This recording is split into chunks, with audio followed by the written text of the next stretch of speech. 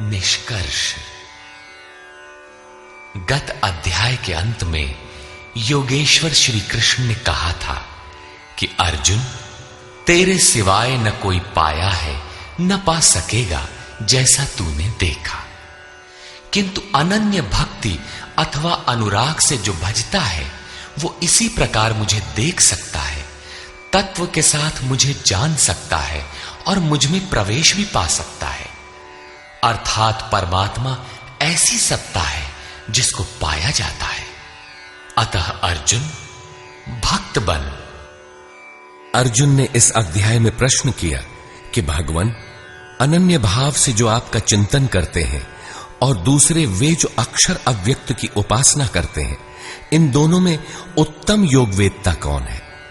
योगेश्वर श्री कृष्ण ने बताया कि दोनों मुझे ही प्राप्त होते हैं, क्योंकि मैं अव्यक्त स्वरूप हूं, किंतु जो इंद्रियों को वश में रखते हुए मन को सब ओर से समेटकर अव्यक्त परमात्मा में आसक्त हैं, उनके पथ में क्लेश विशेष है।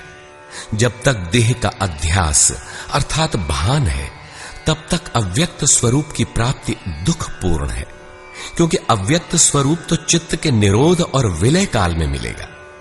उसके पूर्व उसका शरीर ही बीच में बाधक बन जाता है। मैं हूं, मुझे पाना है कहते कहते अपने शरीर की ही ओर घूम जाता है।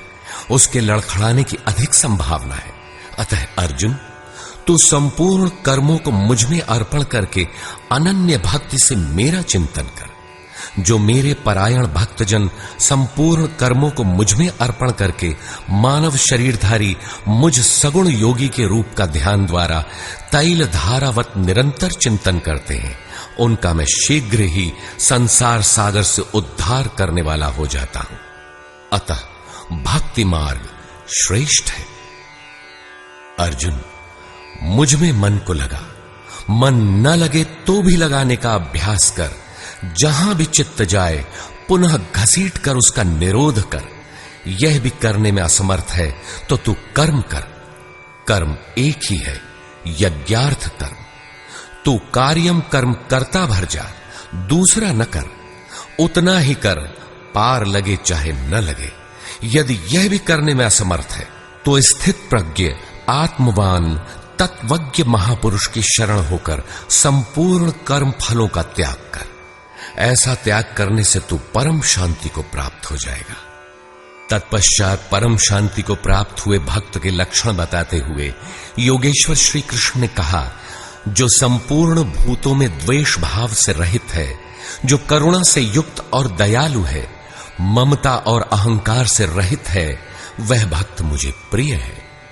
जो ध्यान योग में निरंतर तत्पर और आत्मवान आत्मस्थित है, वह भक्त मुझे प्रिय है।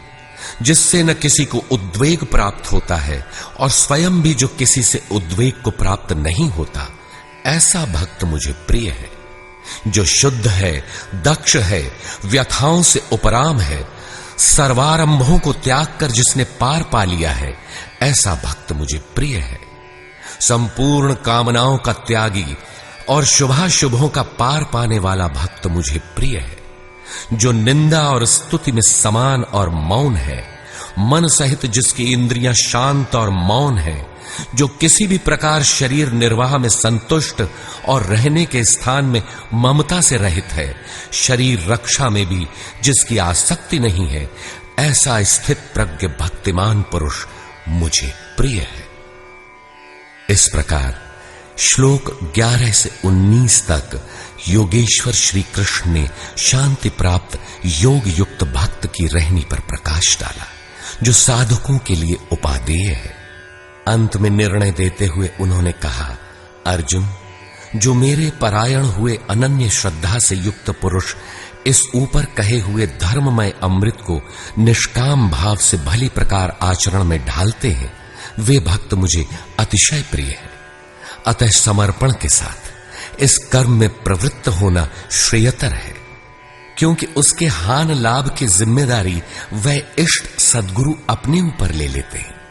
यहां श्री कृष्ण ने स्वरूपस्थ महापुरुष के लक्षण बताए, उनकी शरण में जाने को कहा और अंत में अपनी शरण में आने की प्रेरणा देकर उन महापुरुषों के समकक्ष अपने को घोषित किया। श्री कृष्ण एक योगी महात्मा थे। इस अध्याय में भक्ति को श्रेष्ठ बताया गया, अतः इस अध्याय का नामकरण भक्ति योग युक्ति संगत है। ओम तत्सदिति।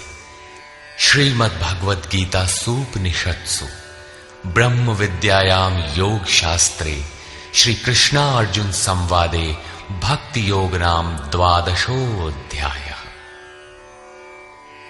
इस प्रकार स्वामी अड़गड़ानंद कृत श्रीमद् भगवद गीता के भाष्य यथार्थ गीता का 12वां अध्याय पूर्ण होता है।